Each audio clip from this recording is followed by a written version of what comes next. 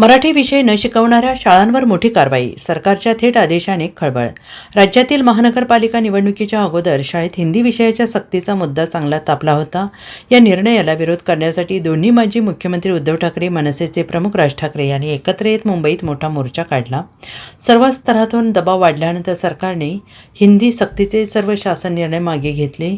महाराष्ट्रात 2020 सालापासून सर्व शाळांमध्ये मराठी भाषा विषय सक्तीचा आहे, परंतु अनेक शाळांत या नियमाचे पालन केले जात नाही. ही बाब समोर आल्यानंतर आता सरकारने मोठा निर्णय घेतला आहे. ज्या शाळांमध्ये मराठी विषय शिकवला जाणार नाही त्या शाळांवर कारवाईचा बडगा उगारला जाणार असून तसा थेट आदेश सरकारने काढला आहे.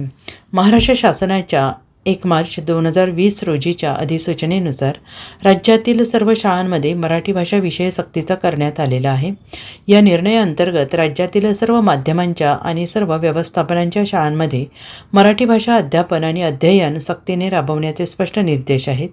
हा निर्णय शासकीय, खाजगी तसेच ICSE, CBSE, IB आदी सर्व मंडळांच्या शाळांना बंधनकारक आहे. मात्र अनेक नामांकित खाजगी शाळांमध्ये आजही या निर्णयाकडे दुर्लक्ष होत असल्याचं समोर येत आहे. Bureau report, SBN Marathi, Mumbai.